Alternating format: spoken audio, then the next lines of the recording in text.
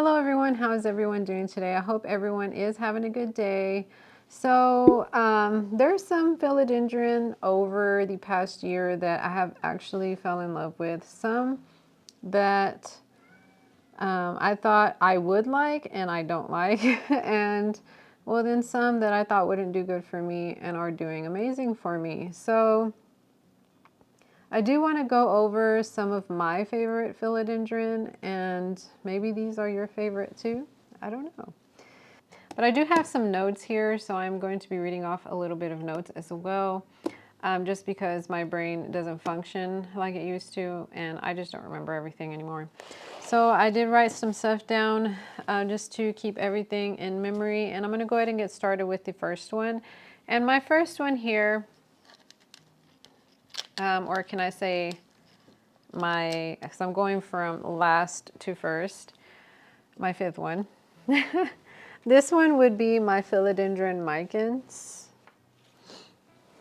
And I've showed this one before in a lot of my other videos, but this one is just a plant that I do absolutely love. I love the foliage of the plant. I like that you can actually put this to climb if you wanted to, like on a moss pole or whatnot, or you can just let it, hang down and do its thing. And that's what I like it for. I like it to just hang down and kind of grow and just trail throughout my shelf in the back.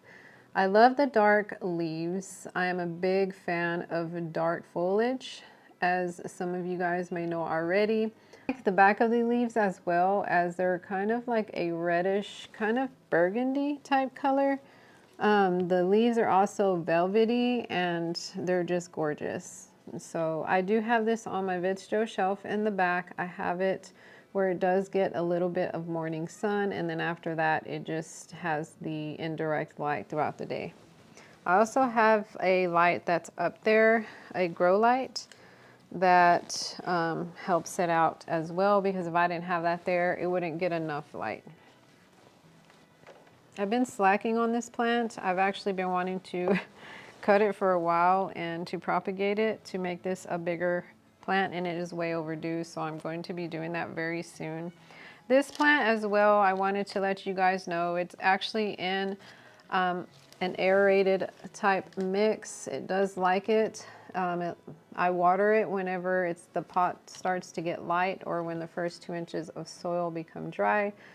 And you'll know for sure, this is kind of like a pothos. It will actually curl whenever it is thirsty, and it'll let you know, hey, I need some water already. So for sure, this one's been an easy going plant for me. It is very easy growing. It is a recommendation for beginners if you are a beginner in a plant collecting, for sure. But that is my fifth favorite.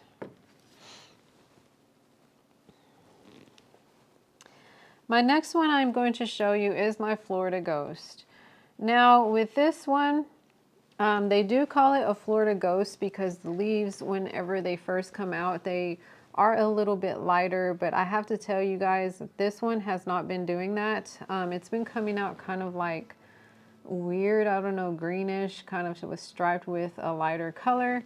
I even have this in a brighter area because it used to actually come out with really white ghosty leaves. It doesn't do that anymore for me, so I'm just letting you know. I still love this plant, so it's not anything that I'm gonna like get rid of. I love this plant, that's why it's on my top 5. I have this plant under a 24-watt light, and it seems to be doing okay now that it's spring, but of course for sure in the winter you're barely gonna see any growth out of this at all. And still, even in springtime, it is very slow growing.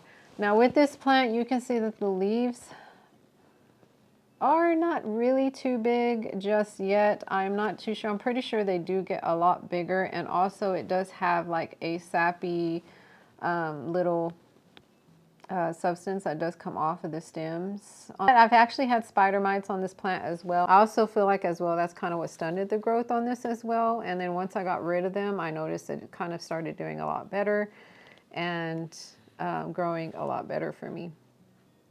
But like I said, if you don't like all this sappy stuff that comes off, the secretions and stuff that come out of the stems. You may want to shower this one to get all that off. And just always remember to spray it down a little bit with a homemade solution that will also keep the pest away. Spider mites are a pain in the butt, y'all. I have to really like put a light towards my plants to even realize that they're there, because they will infest your plants really easy and really fast. So just keep an eye on that with this plant. This plant is also you can do it as vining, or it's a climber as well. I'm more than likely just going to let this one vine out and see how it looks and then go from there. But I think I'll enjoy it as more of a trailing type plant than anything. But of course, that's what this one looks like. And this is just one of the varieties that they do have as far as these go. I think there's a few other varieties that you can find when it comes to this type of plant and the leaf shape or whatnot, if you are interested in this.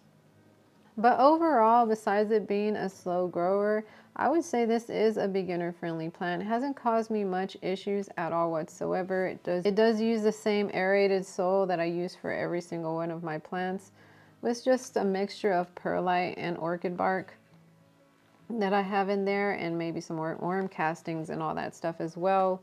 And it's been doing really good for me. So I feel like this would be good for anyone that's interested in this type of plant. Also, let me see here. The growth on this, they do say it's a moderate growth, but like I said, my experience, it's been more on the slower side. Maybe I just need to put more fertilizer or something inside of it, but it is a gorgeous plant though, and I do love it, and I have enjoyed it this whole time that I have had it. Also, gotta kind of understand that I've had this plant since it was like really small. I think it was tiny when I got it, and so I've had it almost a year, but maybe about 8 to 9 months I would say I've had this one. I haven't had it for a full year yet. So I guess, you know, it's not as fast as like the Micans or whatever, but it's okay. It's okay. I still love it, you guys. This is an amazing plant for me. And any plant that I'm showing today is just a plant that's just gorgeous in my book, and something that I'll continue to love. Okay, so my next plant here is going to be my Filidendrintorum. And this is also another plant that has gotten spider mites before, but it was crazy because I feel like the spider mites didn't even affect the growth too much, if you will, because it was still growing pretty well for me. I have to say that this plant is actually more of a moderate grower in my opinion. It has grown a lot faster than the Florida Ghost. If you can look closely here, you can see kind of the damage from the spider mites on the leaves. I did not even see the spider mites on this one, you guys. I had to really look, and that's when I figured out it had spider mites. But this one has grown pretty big for me already. I've had this one for about the same time I've had the Florida Ghost, I think, about 9 months or so. Maybe I may be a little more, a little less, I'm not sure to be honest, but I would say about 9 months or so that I've had this one. This one is a freaking gorgeous plant. This one also climbs. I will end up putting something there for support with it as it does get bigger, because it's kind of starting to lean over a little bit. But overall, I do love the leaves on this plant. I love that it has like a fern-like leaf look. And I have noticed that some of these are curling like this, and I don't know why. And that's because it's not really close to the light, so I'm not too sure why it's doing that. I've always wondered why they're curling that way, but it's only a couple. This one and then this one. It's crazy. The unfurling of these leaves always remind me of a praying mantis, because it looks like kind of like a praying mantis or an alien of some sort whenever they start to unfurl. But they're really cool to watch unfurl as well. So if you ever get one of these, and you'll see what I'm talking about whenever it does grow a new leaf and starts to unfurl. But I love it, and this is one that I plan to keep in my collection for a little while. This one also in the soil does use the same mix as all these other ones as well. And the treatment for the spider mites, because I don't think I mentioned it for the Florida Ghost, I just used Captain Jack's and then my own like little homemade spray as well, which is of like neem oil and horticultural soap and what else? Alcohol. But that is the Filidendrintorum. All right, so my next one. This one was a plant that I actually did want for a while, and it took me a minute to actually find one that I thought, well, you know, maybe it's worth the price. So I did find this one, and I absolutely love this plant. This plant grows a lot faster than these two, actually, I feel like, in my opinion. This one is the Filidendrintorum Patricia. As you can see too, it does have a new leaf coming out right there. And I swear this one just barely came out not even too long ago. And it is gorgeous. Look how big this leaf is. And I'll put my hand here for scale. But I do have a pretty big, I have pretty like long, big hands, you guys. Like, I know that sounds crazy, but I do. And so I'm just letting you know that these leaves do get huge. This one is known for its shorter stems, which I absolutely like because I don't want stems that are just sticking way out. There are plants that kind of look similar to these that are philodendron, and the stems just fly out and they're huge. And I didn't want anything that big, even though they're gorgeous. But this one was perfect for me. And I don't have this one on a moss pole or anything like that, or any support system for right now because it seems like it's doing well. But I can see that it's starting to kind of bend here, which is letting me know that I am going to end up having to put something there soon. But the Philodendron Patricia is known for its big, huge, kind of like ruffled out leaves. These leaves are very dark and matte, and they are just gorgeous. And how can you not want one of these guys? But I do love like the thinner, like narrow type leaves as well, even when it comes to anthuriums. So this is definitely on my number 2 list. This is my number 2 plant. I absolutely love her. So if you're interested in a Philodendron Patricia, this one is a pretty easygoing one as well. I would also say this is also beginner friendly. I haven't had no issues with this one at all. So it's just been chilling back there on one of my cabinets. Look at that leaf.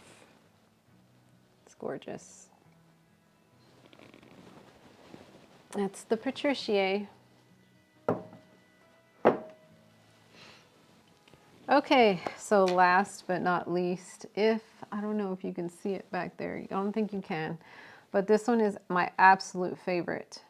This plant has grown really fast for me, a lot faster than I thought it was going to be, because I did have the Soderoy, and I do not like that plant at all. It did not do any good for me whatsoever. The leaves were coming out stuck all the time.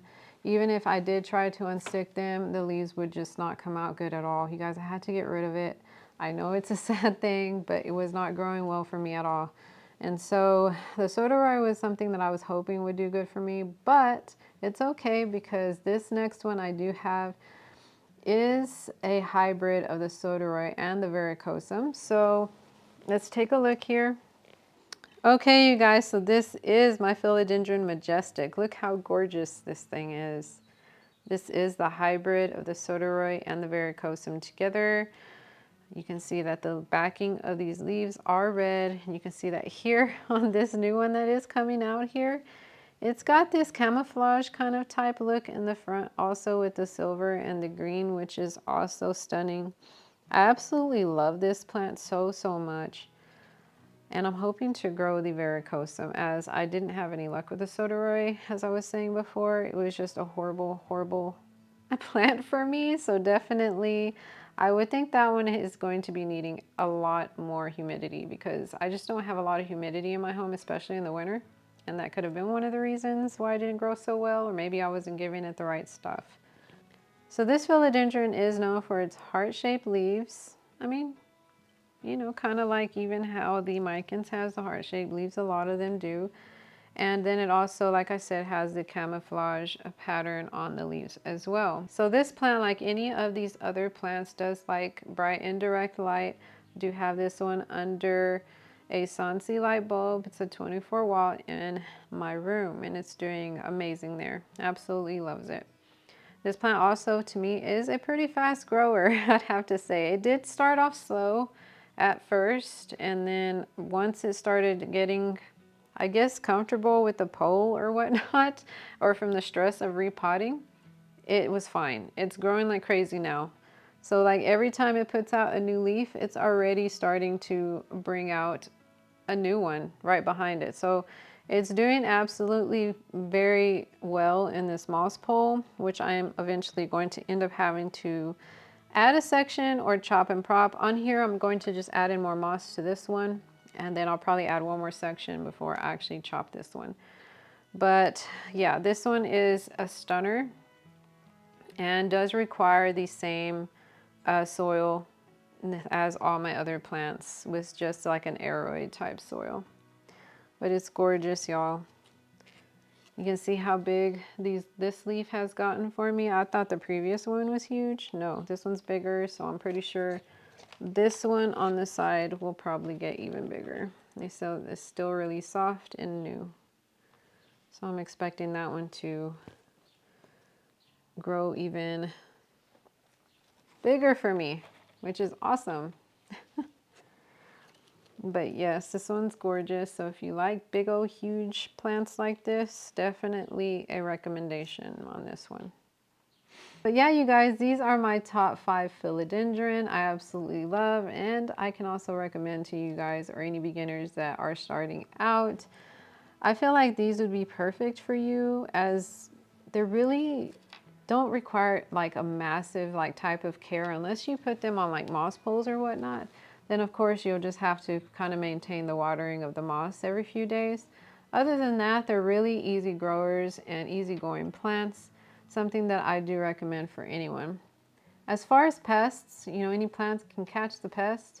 What I do recommend is, like, if you do work outside, whenever you come in, kind of change out your clothes or shower or whatnot before you get close to your indoor plants. This will prevent a lot of things like pests from outdoors to come in and get on your indoor plants, which has worked for me. I mean, we're still in the beginning of, they're ending in spring, starting beginning of summer here soon.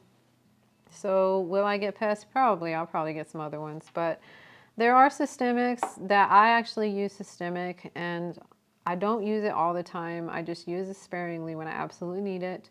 Other than that, I do use Captain Jack's, like I said, and then I make my own like little spray to kind of help prevent any kind of spider mites or other pests, for that matter, to get onto my plants. I do recommend to clean the leaves maybe once a week or so, which I'm bad at doing myself. So don't feel bad if you can't do it all the time. But it is something that I do recommend to kind of help prevent pests as well. But other than that, like I said, use like an aeroid type mix. Water the plants whenever the pot feels light, or the top 2 inches of soil are dry. Do fertilize. These plants do like to be fertilized quite often, in my experience at least. So I do fertilize like every other watering, but then if I do want to fertilize every watering, which I do sometimes, especially during the summer, I'll do it every watering, but I just won't do the fertilizer as heavy. So if it says to put so much, I always put half of what it says inside of my watering can before I go out and fertilize my plants. Yeah, you guys, that is pretty much it. I hope you guys did enjoy this video and found some useful information in this video as well. If you do enjoy my content, feel free to subscribe. Don't forget to like this video, and I will see you guys in my next one. Bye, y'all.